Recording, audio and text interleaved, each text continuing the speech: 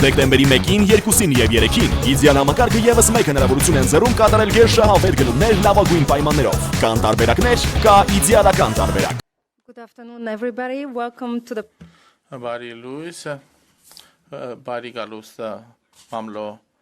ասուլիսին, գործընկերության խորհրդի Եվրամիության Հայաստան գործընկերության խորհրդի 6-րդ նիստը տեղի ունեցավ, բարձր ներկայացուցիչ Քալասը, նախարար Միրզոյանը եւ հանձնակատար Կոսը դες կներկայացնեն մամուլի ասուլիսը։ Խոսքը բարձր հանձնակատարին, բարի լույս, հարգելի Պարոն նախարար, հարգելի Արարատ, շնորհակալություն, որ Բրյուսելում եք։ Այսօր շատ լավ քննարկումներ ունեցանք տարբեր հարցերի շուրջ։ Եվրամիության Հայաստան համագործակցությունը գնալով լավանում է։ Այսօր նոր ռազմավարական օրակարգ ենք ընդունել Եվրամիության Հայաստան գործընկերության համար սա ընդհանուր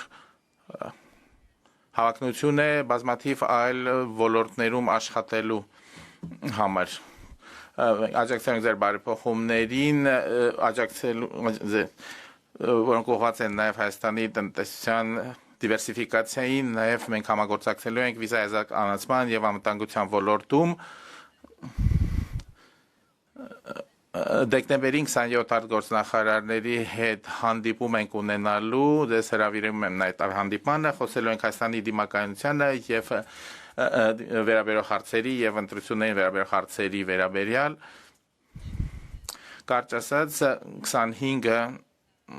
կարևոր տարի է եղել Եվրամիություն Հայաստան հարաբերությունների համար նաեւ ձեր երկրի ձեր համար շատ կարևոր տարի է եղել 25 թվականը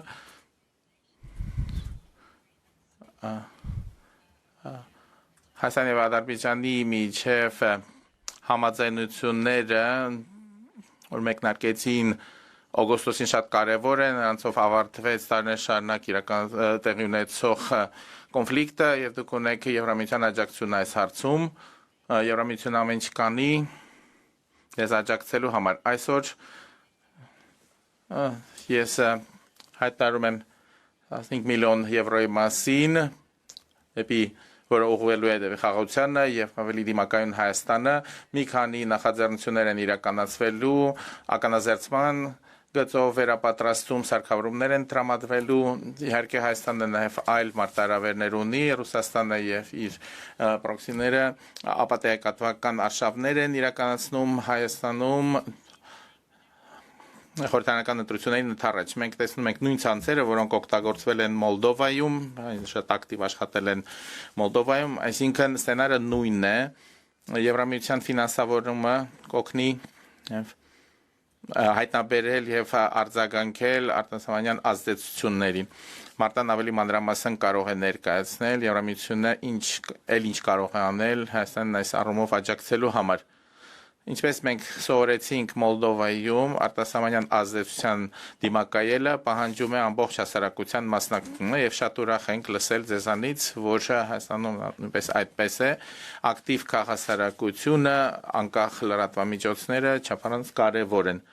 Հստակ նշենք, որ դուք այս մարտահրավերների առաջ միայնակ չեք կանգնած, մենք պատրաստ ենք ակտիվ աջակցել ձեզ, հարգելի Արարատ Շնորհակալություն, որ այստեղ եք, մեր հետ եք այսօր, շնորհակալություն քննարկումների համար, ես